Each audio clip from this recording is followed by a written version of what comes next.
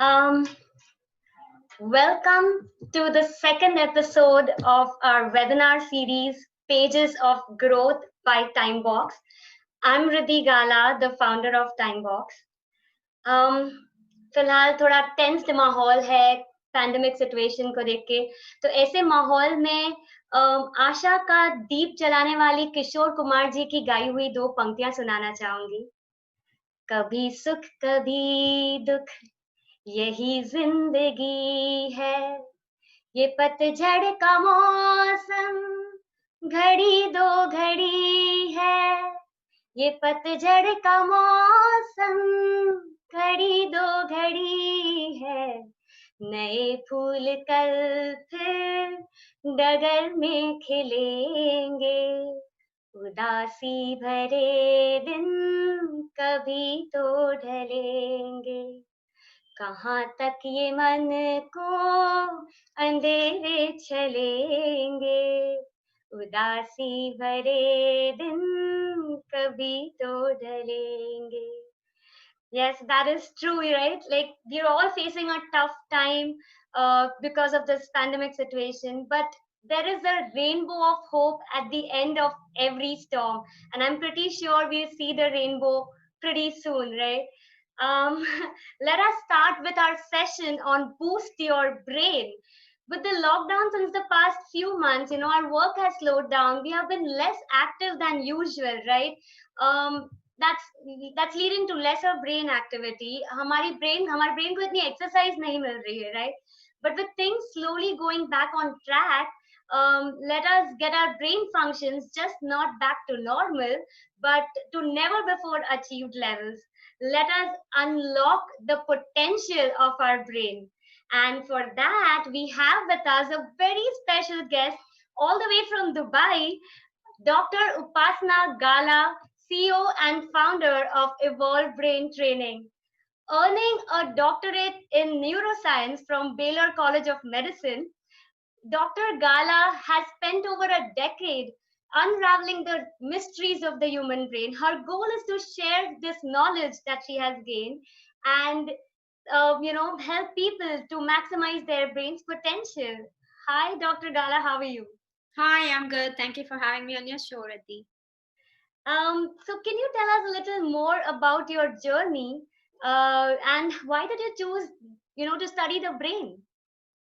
Well, ever since I was a little girl, I've always been fascinated by science. And my favorite cartoon was Dexter's Lab. So this world has always fascinated me. And when I was 17, I grew up in India, in Bombay. When I was 17, I moved to the US to get my undergraduate in genetics and neuroscience. And that's when I really got into the brain science part of it. And I absolutely fell in love with all of my neuroscience classes, and with the human brain. And so then I decided to get my PhD in neuroscience. And then I came back to Dubai, and I wanted to continue working with something to do with my favorite organ. And that's why I decided to start this company, Evolve Brain Training, where I help people maximize their brain's potential so they can be their best selves. That's interesting. So, what is it about the brain that excites you the most? Well, it is only 2% of our body weight. It's a tiny little organ, but it is responsible for everything that we think, we feel, we do. Everything that you're doing, everything that you're thinking, everything that you're feeling, all of that is coming from your brain. And that means that everything that you want to change also is coming from your brain. So it's this weapon of change and the future. And I just love everything. It's so complex, and we know so little. Um, and what other organ to work on than something that we know so little of, because there's so much more to discover. That is so true. I'd just like to interrupt. Everyone, y'all can, if y'all have questions, y'all can post them in the Q&A section, uh, and we'll, take them later as we progress towards the. Okay. I really, so that is true. Like everything comes from the brain. Even like Aristotle has said that the essence, the energy of the brain or the mind is the essence of life. With everything coming from the brain, emotions also come from the brain. And right now, with this, COVID, uh, there's fear and anxiety everywhere. So then, how to deal with this uncertainty or the fear of the unknown? Yes, the unknown has always scared the human brain, because all of our anxiety and a lot of the stress, it generally comes from not being able to control our future or not being able to control our life. So this current situation is extremely stressful for the brain because there are so many uncertainties. You don't know if you are going to have a job or your salary or where your kids are going to go to school, all of this. So some of the tips I can give you to help deal with this uncertainty. One is the number one thing is remember you are here today. So if you're here today, that means you must have conquered everything else in your past to be here today. So there must have been situations in the past where you felt that this is the worst, that you cannot get over it, but you got over it. And if you can get over that, then you can get over other things in your life too. We always underestimate our ability to cope with things, and we always overestimate the tragedy. So that is another thing, in our head, the situation is probably way worse than it actually is in real life because we are thinking of all the possible options, and our brain loves to think about the worst case scenario because that's how we have evolved, to escape danger. So we always think of the worst thing possible to make sure that we can save ourselves. But sometimes it helps to put down in writing all the things that you're afraid of, because when you actually put it down in writing, you might realize that the worst possible thing is actually not that bad, and there could be something you can do to fix it. So from all of these uncertainties and problems, if you write them down, you can now find out the things that are actually within your control. And once you find out the things that are in your control, then you can start working towards a solution for those things. So while it may not be under your control that you lost your job, but it is under your control. How much time are you going to spend networking with your people, or how much time are you going to spend building your resume, learning new skills so you can be a better hire next time, or all of these things that is in your control. So by writing things down, you turn things from worrying about things, which is ineffective, into active problem solving. That's so Uh, true. yeah, And like you, they say that worry kills you more than the actual thing. So that's the thing. When you're worrying, बहुत सारी चीजें दिमाग में चल रही हैं, and then you're just tensed. But when you write them down, you will try to find the solutions to your problems. So that will help you, become a little more, maybe, calmer.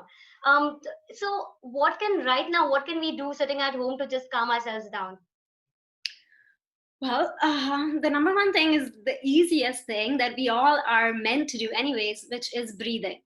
So I know it sounds silly, but it really is important to breathe.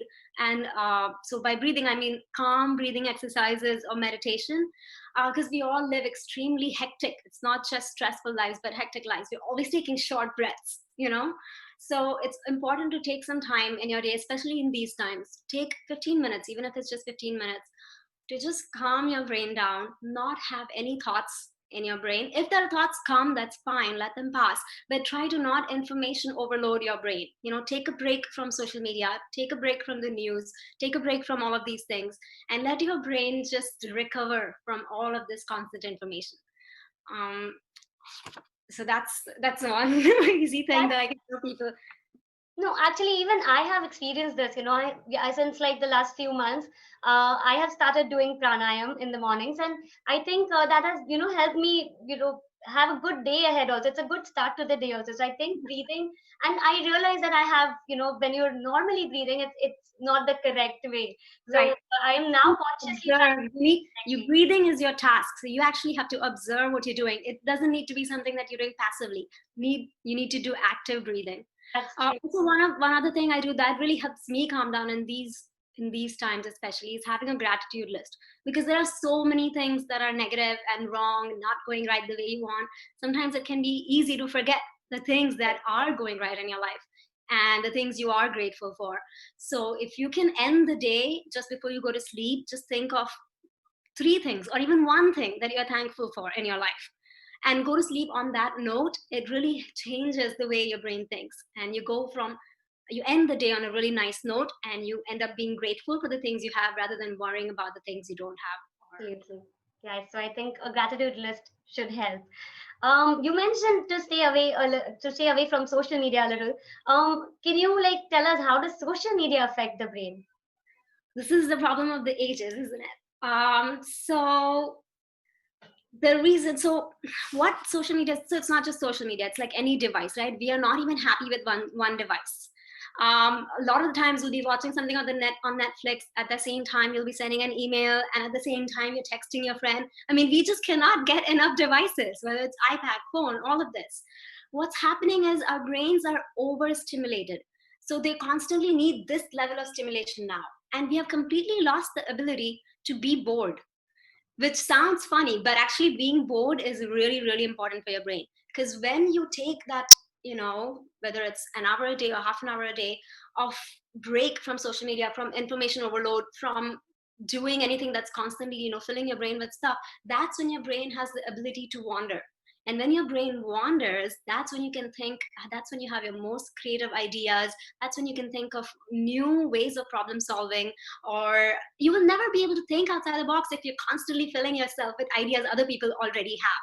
So being bored and taking this time to be bored, allow your brain to experience boredom, is the way for you to experience your own creativity and come up with your own ideas. And apart from that, the biggest issue with social media is the notifications. So, that ding you get, and that makes you so excited, and you just want to pick up your phone and check who messaged you or who liked your picture post. That is the worst possible thing about social media. It's because every time you hear that ding, there's a little molecule in your brain called dopamine that gets released. Now, dopamine is your reward molecule.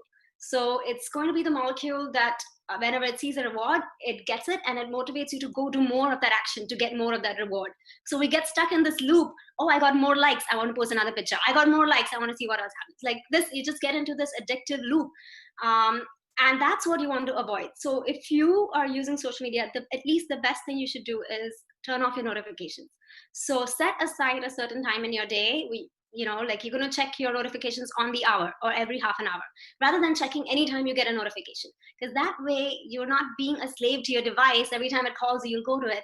Instead, you use the device to your advantage, and you call it only when you want it. That's one thing I tell people to do with their social media activity. Wow. I mean, I didn't know social media can be so, addictive, or it can affect you so much. But yeah, this is how I do. Like whenever I get a notification, I end up checking my phone. But I think I'll resolve to, checking my phone only given Yeah. a. And you can even put some of the most time sucking apps instead of having them having Facebook or Instagram right on your homepage, put them inside a folder. So put all of these apps, TikTok, Facebook, Instagram, whatever takes your time the most, put it inside a folder and put it away from your home screen. So make it a little harder for you to, like, anytime you have few seconds, even if you're waiting at a light or waiting in line, we just go to our phone. Why? You don't need to do that. Take this time to observe your surroundings, and activate your brain in new ways. Don't you all agree? But yeah, I think I'll resolve to do that. Talking about resolutions, we always make resolutions like I want to, I'm going to go to the gym from tomorrow, or I'm going to go for a morning walk from tomorrow. But then you don't end up doing that. You don't end up following your resolutions. So how to train the brain to keep up to those resolutions? Yes. So resolution is basically a new habit, right? You want to train your brain to learn a new habit, and for anything to become a habit, there is no easy way. So you have to do it multiple times before it becomes a habit. So any new habit comes because of a process called neuroplasticity. Neuroplasticity is the ability of your brain to grow and learn and adapt to changes. So there are lots of different neurons in our brain, billions of neurons, and they all make different connections with each other. Now, every time you do a certain action or think a certain thought or say a certain thing, one pathway lights up. Every time you repeat this task or repeat this action, this pathway keeps getting strengthened and strengthened until one day it becomes habit. And then it's second nature for your brain. And then you don't need to put in any effort to do that action. So to get there, usually it takes 3 to 4 weeks for turning a new habit into a habit, from making it a difficult, effortful task into an effortless habit. So during this period, before it becomes a habit, there are some things you can do to make sure that it sticks, that you don't quit halfway. One of the ways is to use friction to your advantage. So this means if it is something that you want to give up, like you want to stop eating cookies, you're watching your weight, then add friction between you and the cookies. So put the cookies on the top shelf, or move it away from you, make it hard to get to, or better yet, just throw it out of your house, So whatever the thing is that you're trying to not do, add as much friction between that and you as you can. And similarly, the other direction, if it is something you want to do, say if you want to start going to the gym in the morning, then try to reduce all other things, all other fiction that could stop you from doing that. So keep your clothes ready in the morning, keep your running shoes right next to your bed, so there is no excuse for your brain when it just gets up and you just have to go because everything is ready. So use friction to your advantage in whichever direction. The other thing you can do is you can make use of triggers. So triggers are something that you do that you enjoy doing, and you add it to the new activity you're trying to make into a habit. So say you want to, you're working on a project that you're not motivated to do, but there's a song you really like. So every time you start to work on your project, you play that song, your favorite song, and you keep doing it and you keep doing it and you keep doing it.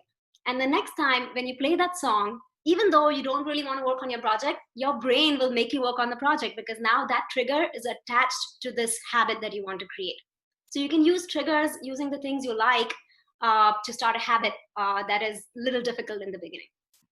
Right. And finally, That's interesting, because so the thing is why we don't end up following our resolutions, because the brain is not used to it. So once we, it will take time. So we have to train the brain to keep doing it every day, and then after a particular number of days, I think it'll get used to, and it'll know that it has to follow this rule. But so, as you said about the trigger, so once it listens to that music, it knows that it has to work on the project. That's interesting. you can always reward yourself, so don't forget the benefit of the reward. So the same dopamine, you can use it to your advantage every time you finish a task. So again, write your task down, whatever it is you need to do, whatever your habit is, write it down. Writing it down already creates something, a signal in your brain that, oh, this is something we need to do. And then second, every time you do it, you break it down into steps. Every time you finish a step, reward yourself. Every time you do it over for 1 week or 10 days or whatever your goal is, you reward yourself. You're rewarding yourself this way again gives another dopamine release to the brain, so it motivates you to continue doing that habit. So use all of these tricks and hacks to your advantage whenever you want to start a new habit. So dopamine is not bad. Only if it, I think when we spoke about social media, you said that dopamine, if we keep getting again, it is not good. But I think it means that for not good things, it is not good. Is just a motivator. So if it is motivating you to do good things, that's good. If it's motivating you to do bad things, it's not good. But dopamine itself is not bad. It's a motivator molecule. So use it to your advantage. Use it to do the things you want to do, and don't use it to do the things. Don't use it to watch Netflix on hours on end. Use I it like, to really need to do. yeah, I liked your point on, the trigger. So if I want to go for exercise the next day, if my clothes are in the cupboard and my shoes are there in the shoe rack, the next morning I'll be like, oh, who's gonna take kaun nikalega kapde, kaun shoes nikalega shoe rack se.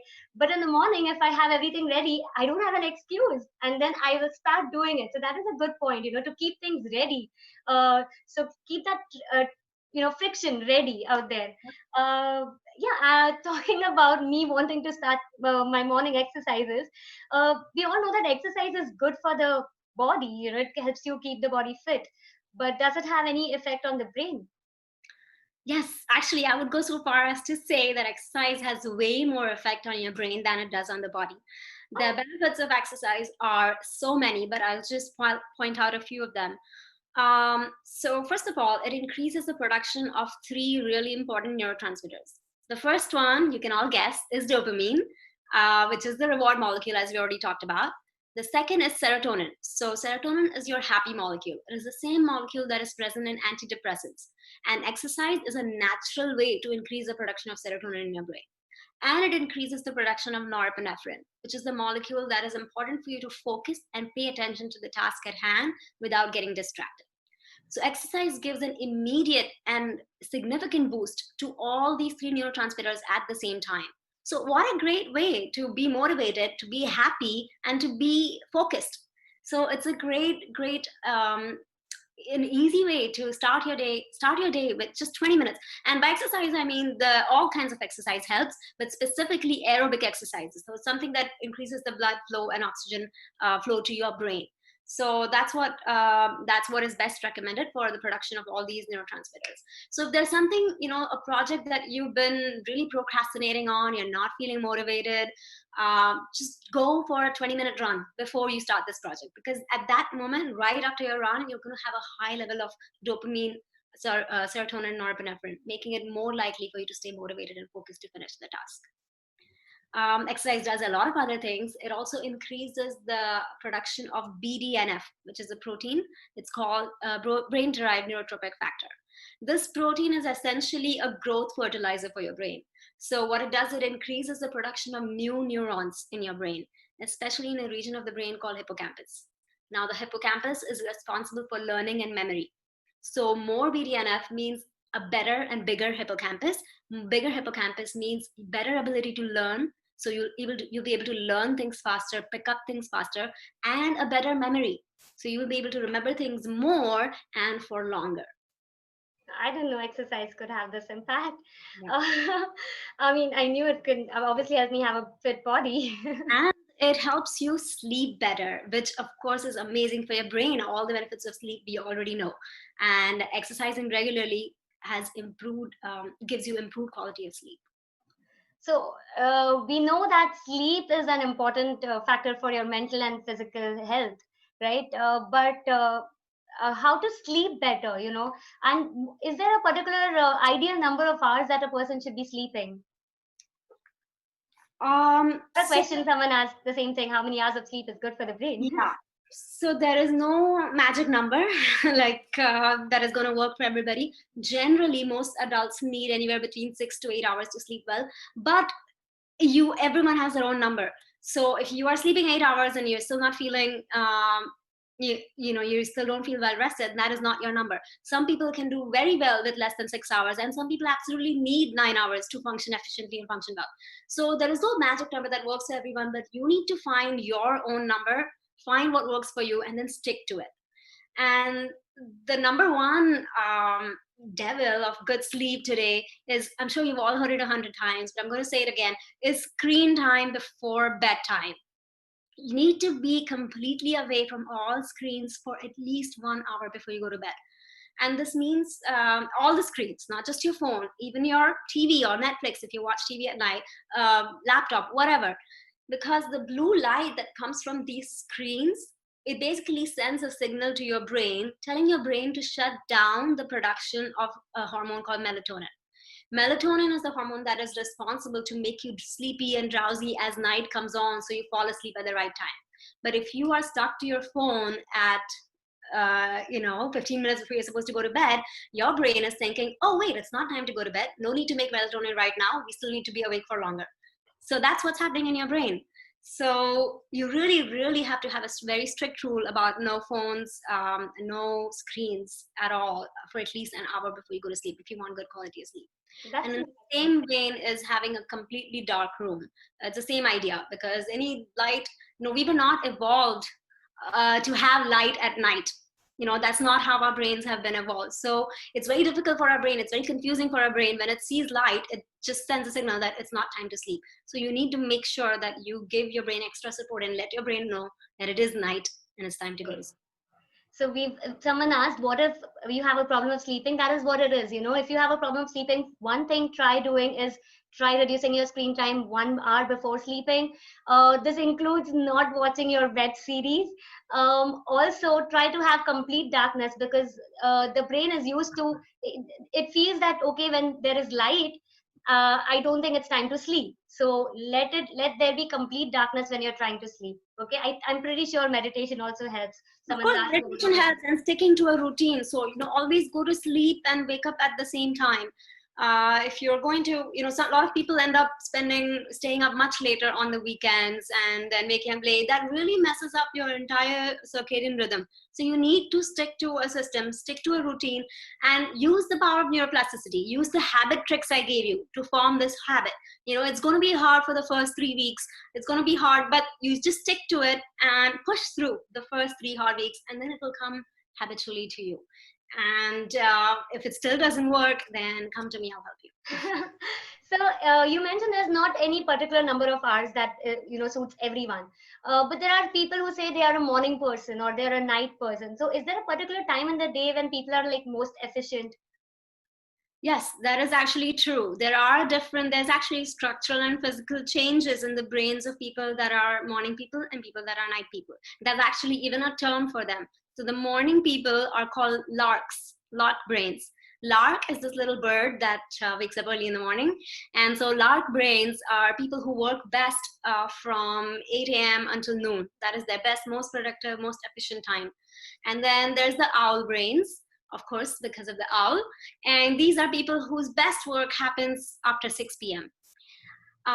And because of the way our world works today, it really sucks to be an owl brain, because no matter, even if you are an owl brain and you go to sleep late, you still have to wake up and go to work at the same time as the larks. And the larks are going to be super excited and happy and chirpy in the morning and excited to do work, and they'll be really good at it. And you're just going to feel sluggish. I'm an owl brain, so I'm very sensitive about this issue. And then you just feel like, and they're always carrying the sleep debt over days and days and months and weeks and years. And it really affects the brain badly. So while there are definite changes and there is definitely a certain time of the day that you will be more efficient based on your brain type, you can make small changes. So if you are an owl brain and you're going to sleep at 2 a.m., try to move up your sleeping time by at least 15 minutes every day. So if you generally sleep at 2 a.m., try to sleep at 1:45 a.m. the next day, then 1:30 a.m. the next day, then 1:15, and eventually try to at least go to bed before midnight. So the best time to fall asleep is between 8 p.m. and 12 a.m. Wow. This is because the way our sleep has several stages of sleep. There is the REM stage and there is the non-REM stage. Now the non-REM stage is the more restful, more deep sleep.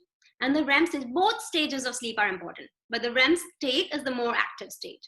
So what happens, and no matter what time you go to sleep, most of the REM sleep happens in the early hours of the morning. And the most of the restful, deep, non-REM sleep happens in the late hours of the night. So if you are going to bed at 2 a.m., you get very little of that restful sleep. And most of your other sleep is this active sleep. So you will always feel tired. Even if you sleep your full 8 hours, you are going to feel tired if you go to bed at 2 a.m. versus if you sleep 8 hours, but you go to bed at 10 p.m. It drastically will change the quality of your sleep. So even if you're an owl brain, you must try to go to sleep at least before midnight, and it makes a big difference in the quality of your sleep. Y'all can mention in the chat box whether y'all are an owl brain or a lark brain. And yes, that's the advantage.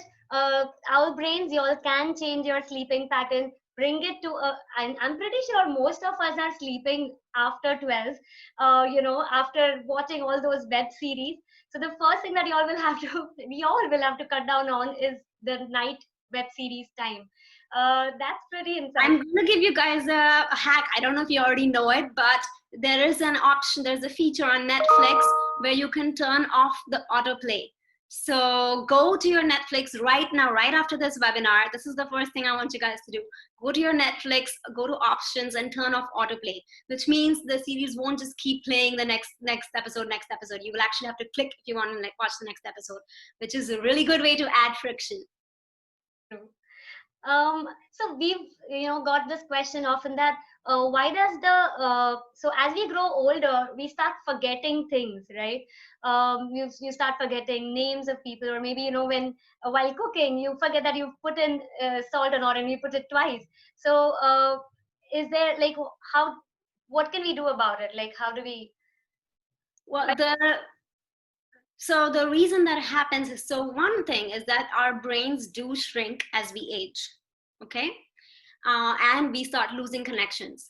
But it doesn't have to be that way. Unless it is disease related, most of these age related decline that causes us to forget names or forget why we walked into a room, all of that is actually within your control. A lot of it happens because of loss of use. So the more the connections, if they're not used, remember that I talked about those pathways that keep getting strengthened. The more you use them, the less you use them, they keep getting weaker, and eventually they break up. So if you want to keep all your connections strong, you have got to keep stimulating your brain, and you have to keep doing new things to form new connections. So a lot of the times why this happens in older people is because they have stopped doing new things, or they have stopped doing the things they used to do, and so now their brain connections are disforming, and also the brain starts shrinking. New neurons are not being produced. And I already gave you one example of how to create new neurons is physical exercise. So there are ways you can stop this if you keep doing physical exercise. Even meditation increases the size of your hippocampus. So there are lots of ways. It is all in your control. You can stop this age-related decline with meditation, with brain training, with brain exercises, with physical exercise, with all of these things. So I think that's the thing, right? Once we grow older, we stop learning new things. We have the set schedule where we are working, and then maybe if you have free time, it's finally on the phone or watching TV. So that's the thing. I think that might really help. Can you help us with what can we do to keep our brain young? Well, I mean, my favorite thing to do to keep your brain's neuroplasticity running and to keep your brain young and sharp is to learn something new. So learn a new hobby, pick up a new hobby. Whether it's learning a new language, you know that people that know more than one language are 25% less likely to get Alzheimer's. So there's a lot of benefits. You actually prevent your brain from future neurodegenerative diseases by doing things now. So learn something new, pick up a musical instrument. Picking up a musical instrument activates your brain in so many different ways, because there's so many different things you're doing with your different hands, and you have to using all your different senses. So it's a really great way. Or even something simple as trying out a new food. A lot of the time the older people, they'll be like, oh, I've never tried Thai food, I don't want to try it. No, trying new food even will increase the connections in your brain. It's really as simple as that. Any new experiences. So that is my number one tip to keep your brain young. But there's a lot of other simple things you can do, because learning a new hobby takes time, of course, and you have to use the habit making tips. But some simple things you can do in your daily life is a hand exercise. We can do one right now. Would you like to do it? Yeah, all of us can try this, right now with you. Okay, so everybody can do this. You can stick your thumb out with one hand and your pinky out with the other. And now the thumb up with that other hand and pinky out with the first. Now we're going to do both together.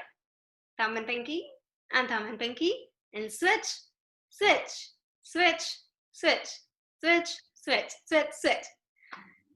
So I don't know how easy that was for you guys, but when I first tried it, it was quite hard for me. But now it's not, because of the process of neuroplasticity. So the more you do this, do this just 10 times in the morning. And how is this exercise going to help you? So the right hemisphere of your brain controls your left hand, and the left hemisphere of your brain controls your right hand. And our hands are generally used to mirroring each other's actions. But if you give each hand a different task, it really confuses your brain. And you're promoting a better connection between your two hemispheres by doing exercises like this. And a more connected brain means a brain better protected from future neurodegenerative diseases. Not only that, you're also gaining hand independence. So each hand is learning to do something independently of the other hand. And this can help you in real life things, like if you play the piano, or if you play sports and you need fine motor skills where each hand is, or even if you are multitasking, you're CEO of a company, you have to do 2-3 things at a time, or you're a working mom or whatever. So doing these kind of exercises lights up different areas of your brain, because it's something new you probably haven't done before. That's number one. And the second, you're promoting better connection between the two hemispheres. That's interesting. How did you all find this? I can see comments saying that it was quite hard. Of course, in the beginning, it can be hard, isn't it, Dr. Gala? Yes. So someone has asked you any other games to stimulate brain and keep it healthy. Yeah, so there's a lot of different things. One thing you can do is, so, a lot of times, a lot of us are engaging in our daily lives, in our professional lives, our left brain, our left logical brain, where we need to do math and we need to, figure out problem solving and all these things. But often, unless you're an artist, if you are not on the creative side professionally, then we don't really end up using our right brain or creative brain that much. So one way you can activate this part of your brain is doing the alternative uses exercise. So you just pick up any object from around your house, like this pen, for example, and try to think of 10 alternative ways that you can use this object. Apart from using it for writing, what else can I do with this pen? Well, I can use it to play the drums. I can use it to scratch my back. Maybe open a chips packet? Yeah. so on and so forth. So you can do this every day. You can use a different object every time. You can do it as a family activity. It's a great way to stimulate the abstract thinking and creative thinking part of your brain. That's interesting. If you guys want to know a couple more. Sure, why not? I'm pretty sure everyone will want to know more. Let's see. So you can, well, this is a fun one. You can watch something, we can watch a show or a video of people talking um, on mute, and just imagine the conversation. So make up the conversation. If there is a mother and a son, make up a conversation, what the son is saying to the mother, what the mother is saying back, just based on the facial expressions and without knowing any context. That's very interesting. Exactly. So again, this is also activating the creative thinking part of your brain. It also activates the emotional intelligence part of your brain, because you're trying to understand from the facial expressions what it could mean. I remember doing this as kids. When I was, yeah, but as we grew older, I don't think we think that this is so stupid. I mean, this is not what normal people do. But I didn't know that you can do it when you're older also. It will help your brain. Of course. No, and actually, there's a lot more we can learn from kids. Kids are an amazing example of neuroplasticity expansion. I mean, that's all that's happening in their brain, because everything they do is a new experience, and they're so open to new experiences. You know, they're not afraid. They want to try everything, and that is why they learn at such a high speed compared to adults. So we should be aiming to follow that. You know, to emulate that. There's really something to be learned over there from kids. We need to be as open to new experiences to help our neuroplasticity. Yeah, I think that's a lot. And to keep doing new things, just like children would do, and not be afraid, and open our brains up. Even simple things like doing things with your non-dominant hand, that is something new for your brain. For a kid, writing with their dominant hand for the first time is the same as an adult you writing with a non-dominant hand. So again, you are activating a whole bunch of neural pathways that have never been activated before, and more neural connections in your brain means a sharper brain. It means your brain will stay young regardless of how old your body gets. I think it's time to go back to childhood, unlearn and relearn things to keep your brain young. Interesting. We've heard that people say that your brain works at only 10% of your capacity. I mean, is that true? No, that is a myth. So, I mean, as I mentioned earlier, everything you think, feel, and do is controlled by your brain. Not only those things, but even the things you don't think, feel, and do is controlled by your brain. So all the autonomous functions, like your heart pumping, blood going through to your body, all the different parts, your liver functioning, all of this is happening by the brain. So the brain is doing a lot of different things at all times. If it stopped even for 1 second, you would be dead. So it's not true that the brain is only we are only using 10% of the brain. In fact, if you put somebody in an MRI machine, you will see all the different parts of the brain that light up when they do different situations. Everything is not activated at the same time, of course, but throughout the course of the day, your brain pretty much uses 100% of all its different parts. But I think the idea behind that saying is that our brains are capable of a lot more. And that is absolutely true. Our brain is capable of a lot more. We have not even touched the tip of the iceberg. I mean, there is so much we can always improve on everything. We can keep increasing our neuroplasticity. We can keep increasing the number of neurons in our brain. We can keep increasing our capacity to learn, our capacity to memorize, our capacity to understand emotions, all of these things. So is that what you do in your center, Evolve Brain Training? Can you tell us more about it? So yes, in my center, I work with individuals and businesses to help them improve memory, focus, concentration, also to help them with stress management, anxiety, depression, ADHD, and I even help people and businesses with peak performance. So to help them achieve their maximum potential. And I do this using non-invasive brain training techniques, one of which is neurofeedback. Neurofeedback means feedback for the brain. So an analogy I often use is, imagine you're walking by a mirror and your hair is messed up. Now, when you look in the mirror, you get that information about your hair being messed up, so you fix it, right? So that is exactly what we do with your brain. We show the brain its own activity in real time, and when the brain sees what it's doing wrong, it can essentially self-correct and self-regulate. Because our brains and our bodies, we have a self-correcting mechanism, but only if they know what they're doing wrong. So say, for example, you want to improve your focus. So you'll come into my office, you'll be sitting in a chair, we'll attach these sensors to you, and these sensors are listening and monitoring your brain activity. And you'll be watching something on Netflix.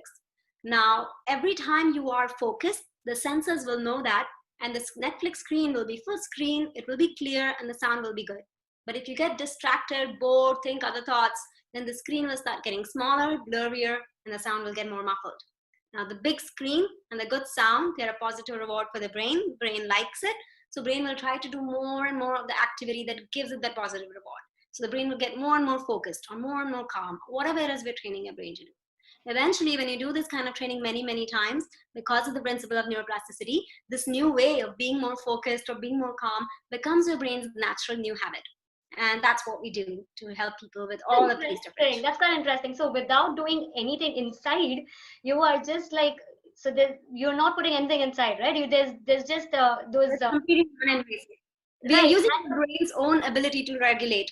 That's quite interesting. And what you have to do is just like watch Netflix. All you have to do is watch Netflix. That's right. Yes. That's pretty interesting. But this is in Dubai, right? Are you planning to have a center in Mumbai anytime? I am planning to, yes. Would have been sooner if not for the lockdown situation, but I will. But I definitely plan on doing it sometime next year.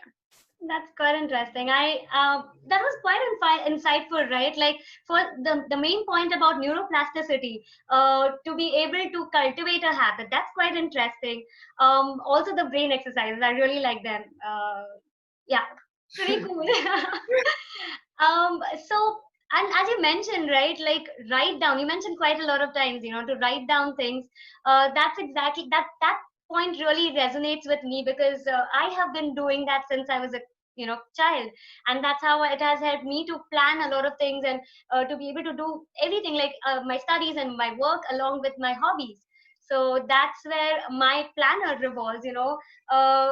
It's basically a full 12-month plan, and then along it's I have the idea for behind making this was to help people become more goal oriented, more productive, to have a happy mindset, because the mindset is also so important. If you're not really excited about doing something, you will not be able to do that, right?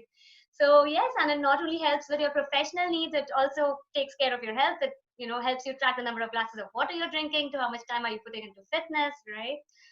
So yeah, I actually started using it for the first time in lockdown because I wanted to start playing the guitar, which I started doing in lockdown. I never played it before. And I used your TimeBox planner because I wanted to. So I put down the habit in writing, started playing guitar, and then I started counting the days that I am practicing. And also it helped me see myself. I give advice to my clients all the time about screen time and all of this stuff. But sometimes it's hard to look at your own actions. So having this time box and putting tabs on everything that I am doing also helped me give a sense of how I could be spending my time better. So I've really enjoyed using it during this time. Great, I'm happy you've enjoyed. We'll just take a few questions in the last 15 minutes. Okay, I think someone's asked, could you please talk about neuroplasticity? We've already, I think, taken that point. Guilt and past always come in the way to being present. So how to do, how to be in present? So again, writing things down. So whatever is your guilt in the past or whatever it is, just write it down. Be kind to yourself, forgive yourself. A lot of times people procrastinate things because they just feel so bad about themselves for not doing it. And the worse you feel about yourself, the more and more you're going to procrastinate it. So please be kind to yourself and, forgive yourself, and whatever is in your control, do those things. And of course, meditation helps with being in the present, because when you meditate, you are really you're strengthening the prefrontal cortex of your brain. And this is the part of the brain that is responsible for you to make rational decisions, for you to not immediately react with your animal instincts, but to take time to process the information and make emotionally smart decisions. So the more you meditate, the stronger your prefrontal cortex gets, and the better you get at living in the present and not being held by all your past or any of the our lizard brain activities.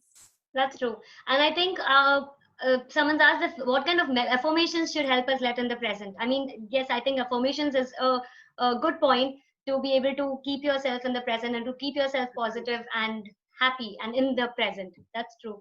Could you give us a few examples of affirmations if you can? Affirmations, they're very personal. So whatever it is that you want to work on, if you are somebody who struggles with, and just make sure that your affirmations are in the positive sentence. They're not negative. So they should not be, I do not want to get angry. It should be like, I am calm or I am happy. Don't use negative do nots in your affirmations. Use positive words in your affirmations. Okay, that's, yeah. So I think it is quite personal. So it depends on what you want to do. Someone's asked, what about dreams? Can lucid dreaming help us be more productive and cognitive? Um,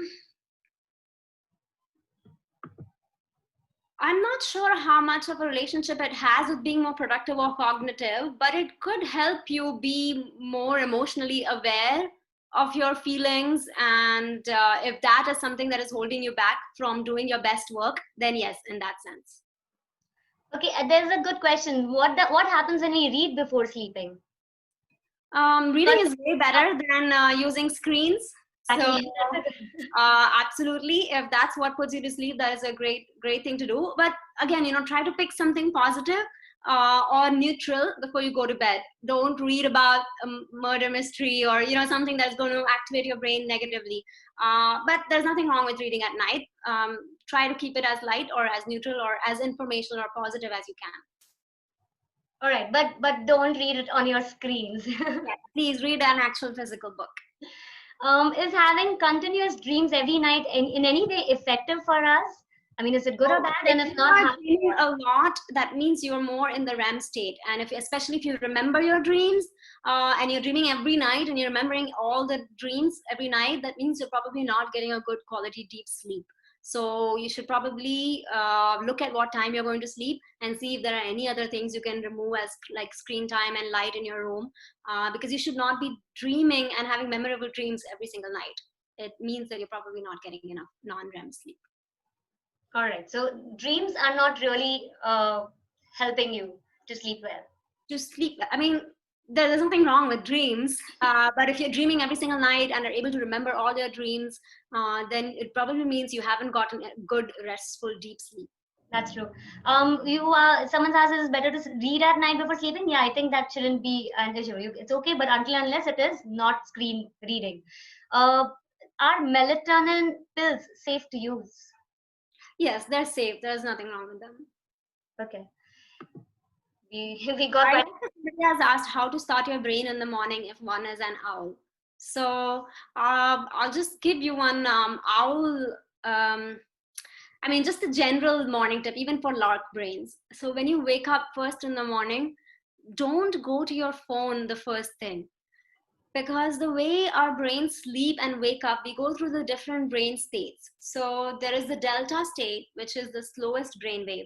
Then there's the theta state, which is, sometimes when you're driving down a normal route and you kind of zone out, that zone out daydreaming state is the theta state. Then there is the alpha state, which is your relaxed awareness. So if you're just relaxing at a beach, not actively doing any work, your brain is in alpha state. And then there is the beta state, which is your alert, awake, conscious state. Right now, you and I, we're all in beta. Hopefully, if you all are all paying attention and not daydreaming. So that's the beta state. And that's how our brain, when we go to sleep and when we wake up, your brain goes from delta to theta to alpha to beta. Now, when you wake up and you immediately you come out of delta and you're in theta, and you immediately pick up your phone and start going through emails or messages, you are straight away pushing your brain to beta. So you've lost out this amazing theta and alpha states where the brain can, these are really nice states for the brain, by the way. It's the state that is activated also when you meditate, your alpha state and your theta state. So you're completely missing out being in this alpha and theta state in the morning. So regardless of whether you're an owl brain or a lark brain, if you just spend the first half an hour in the morning without looking at your phone and let your brain come and experience all these different states, you will find that your day ends up actually being better, because it's not directly going into the stressful state. It is allowing your brain to access the alpha and theta states, which actually helps you plan your day better and think positively about your day. Yeah, someone specifically asked, can an owl person transition to a lark person? Yeah, so like I mentioned, you will never be as good as a lark at 8 in the morning, but what you should do is, that 6 p.m. to 10 p.m. is your very productive, efficient time. So use that time productively. If you are, instead of spending that time watching Netflix, use that time to do something you can do. If you are a businessman, use that time to make your business strategies, to, even if if your office is closed, but you can use this time for other non-office related things, like planning your future, planning your days, planning your sales pitch, whatever it is. Use this time for that. If you are in any other field, then do things you can do that you cannot do in the day in your office. But use this time, since this is your more productive, efficient time. Don't let it go to waste. And of course, keep trying to pull back. I mentioned earlier, you may never be able to transition completely to the dark brain, but you can move up your sleeping time to before midnight. Right. So try to move up your time. Try sleeping a little earlier day by day. But while you're awake, use that time. Don't waste it on watching Netflix or any other web series or continuously going on your social media. Use it to your own advantage. And because you're most active that time, or you're most efficient at that time. That makes sense. Someone's asked, if our brain has more neural pathways, then is it so that our brain will become sharper? Yes. That's it. The more connections in your brain means a sharper brain, faster brain, a brain that's better able to grasp things, all of these things, and a brain that's better protected from future neurodegenerative diseases. Right. How to improve your concentration span and retention power? Any tricks? Apart from brain training at Evolve Brain Training, which we have helped lots of people with that problem. That is the main, that and anxiety are the two main things people come to us for. But apart from that, there's some exercises you can do, like there's the Stroop test, which is there will be different words of different colors, and you have to say the color of the word, not what the word is saying. So there's lots of different tests you can find online, but also if you follow us on Evolve Brain Training at Instagram, we post regularly exercises you can do to improve memory, improve focus, all of these different things. Can you just post your link in the chat box so that people know where to come and find you? We have a question, where can IQ level be increased? Yes, so new neural connections and new neural pathways means a sharper brain, faster brain. And one of the things about IQ is also how many, the way they measure IQ is how fast your information processing speed is. So how many questions you can answer in the given time limit, that also affects your IQ. So if you're faster, if you process information faster, which you can do if you have more neural connections, then you're of course increasing your IQ. That's one example of how you can help change your own IQ. Right. But any new experiences, anything new that is always going to, anything that stimulates and challenges your brain is going to help you improve both IQ and EQ. Right. So keep learning new things, try to challenge your brain, and maybe that will really help you keep your brain sharper. We also got a question. Someone's asked, what about people working night shifts? How are they going to be able to? Yeah, so that's really tough. I mean, hopefully that person is an owl brain. But yeah, having a different shift, it really messes with your brain a lot. So, I mean, if that's what you have to do it, and you just got to manage with your situation. Someone's asked, is 4 a.m. the best time to wake up? Depends on your brain type. So if 4 a.m. is the best time for you to wake up, then you should wake up at 4 a.m. If 4 a.m. you are completely useless and not doing anything productive with your time, then it is not a good time for you to wake up. So people think that, there is this myth. People have these things that, okay, if you wake up at 4 a.m., you're going to be healthy, or you're going to be this. It's a correct time to wake up for everyone. So that's not the case. It depends on person to person. If your body type or your brain type is, okay with waking up at 4 a.m. and you're going to be as fresh and active, then that's pretty good. Right? Absolutely. There is no perfect fixed number for everybody. No fixed number of sleep, no fixed time to wake up, no fixed time to go to sleep. No fixed time for anything. Everybody doesn't have to eat the same. We all cannot eat the same number of calories. Similarly, we all cannot sleep the same number of hours. All our brains are different, all our bodies are different. And it's really important to identify what works for you best and what makes you be your best self. Rather than comparing ourselves to other people's lives and other people's lifestyles and how they do it.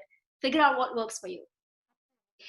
Someone's asked, some people have a habit of morning tea, how to get rid of it? I think it's pretty much the habit thing that you mentioned. Throw out all of the tea in your house. No, but just add friction, and keep yourself accountable. So have your husband or whoever else and tell them to be accountable for you. Tell them that you are planning to do this for 1 month. You don't want to drink tea in the morning. Ask for his assistance and help. And then if you do drink, you are accountable for it. You have to tell him that, oh, I drank. So that it adds another layer of friction, like you don't want to embarrass yourself saying that you couldn't stick to your habit. So try all these different ways to help I think your habit. it's also because you get a headache if you don't drink and all that, but I'm pretty sure it's just a matter of a few days. Once your brain is used to it, it Absolutely. happen again, right? Does yoga and meditation work the same way for everyone?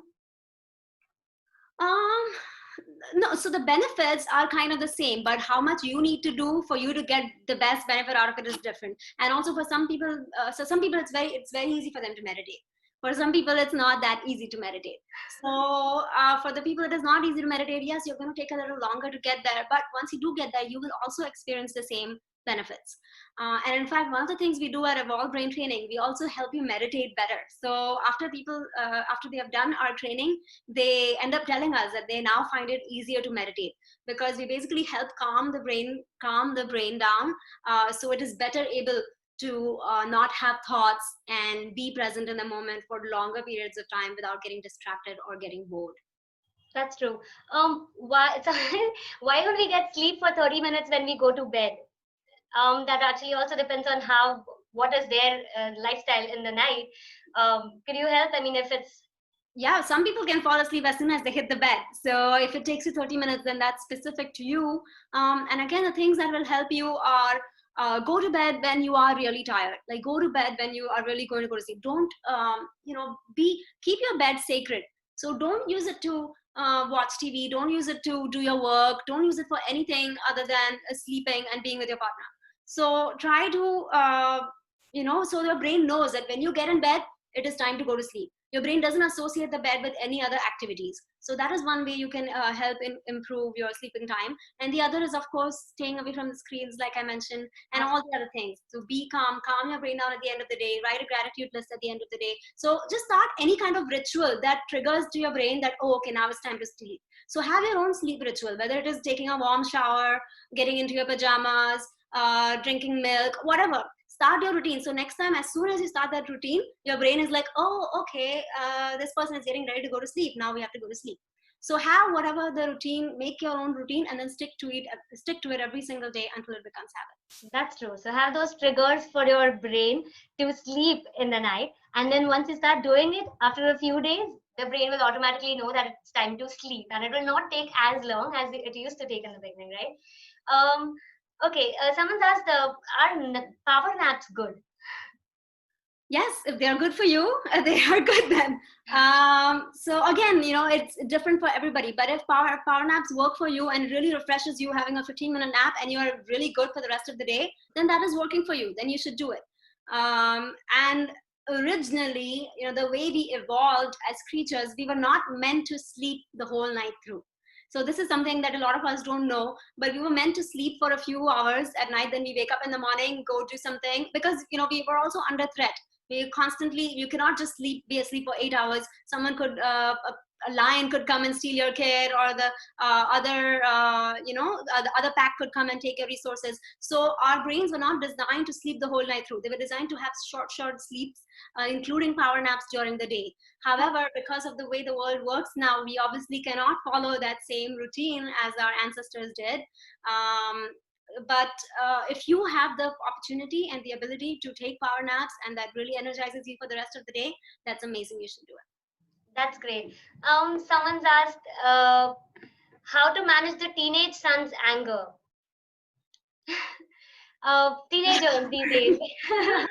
Yeah, it's a tough one, but yelling at them more is obviously not going to help. So open communication, and you, first of all, see, children always emulate their parents. So create an environment where they, first of all, feel safe, where they don't think that anger is the only way they can talk to you, and also be a good role model. So children often end up doing what their parents are doing. So if other adults in your house are yelling at each other or being angry, of course it's going to be passed on. So first, identify your own weaknesses and see if there's anything else you can change in your own behavior before you go talk to the kid. Okay, so yes, try to maintain a good environment in the house. Uh, See to it that you are not setting an example of being angry or being overreactive or anything. And I think that can actually have a good impact on your kids.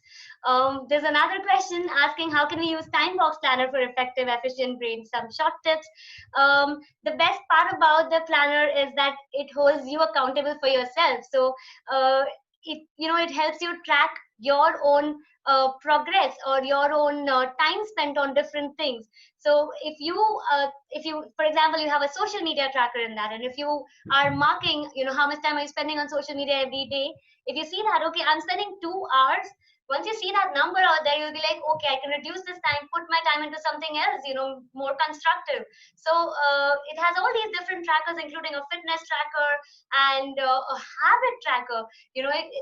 As Dr. Gala mentioned, to cultivate a new habit. So it helps you track and progress, towards cultivating a new habit.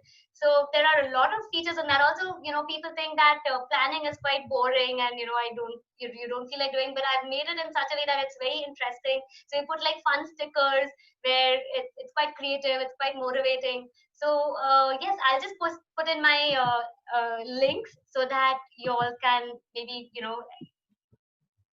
access or DM us there, and then we can get back to you. Getting back to questions. Uh, okay, what to do when we don't like things which we have to do out of compulsion?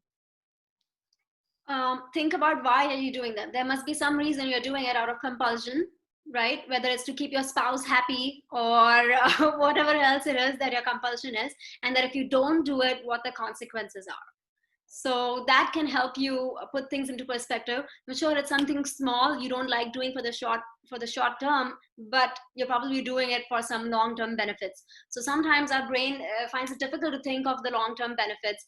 So I don't know what your particular situation is, but if thinking of the long-term benefits can help you, you can write those down as a reminder for your brain why you're doing this that you don't like, and maybe try to add in something you like while you do it. So if you have to do it, maybe do it every time you do it, reward yourself, or do it while listening to your favorite song or something that makes the experience a little more enjoyable. Right.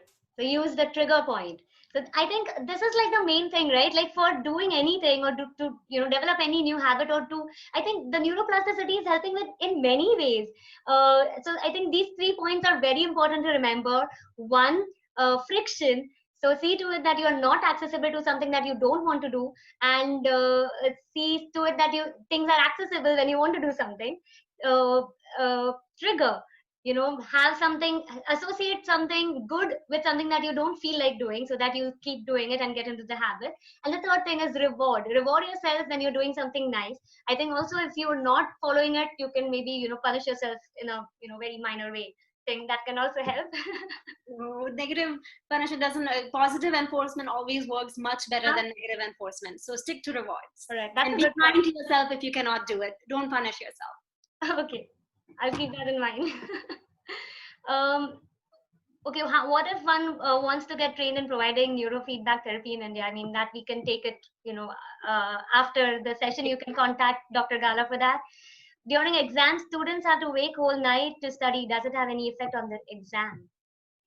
Yes, they are not going to remember these long term. If you are staying up because you need to have good sleep for anything to turn, any experience or memory to turn into a long term memory, you need to have good sleep. So all of these people that are doing all nighters, they are not going to remember the answers even the next week. They will remember it for the exam the next day, but they're not going to remember it the next week. So it is a terrible idea to stay up all night. Rather, I would recommend that they plan better, so they finish all of their studying beforehand, get a good night's sleep before the exam, so they can show their best work during the exam. That's great. I think that was pretty insightful. We have a few questions. Maybe you all can, post them on separately on the Dr. Gala's website or the Insta or Facebook links. Thank you so much. It's time up, so we'll have to wrap this up. Your insightful tips, tricks, hacks, all of them are very good. I think all of us are going to try to practice all of these things, these small exercises that you mentioned. The object thing, I just pick up any object and think about 10 different other ways on how you can use them. um, yeah, so I think we've got like a pretty much lot of things to now to do to keep our brain young and sharper. Do join us for our next webinar, which will happen the next weekend, and we'll keep you updated. Stay tuned and have a great evening. Thank you. Thank you so much. Thank you all. Lots of good questions. I really enjoyed it. And thank you, Riddhi. They were great questions. Thank you. Thank you so much. Take care. Bye.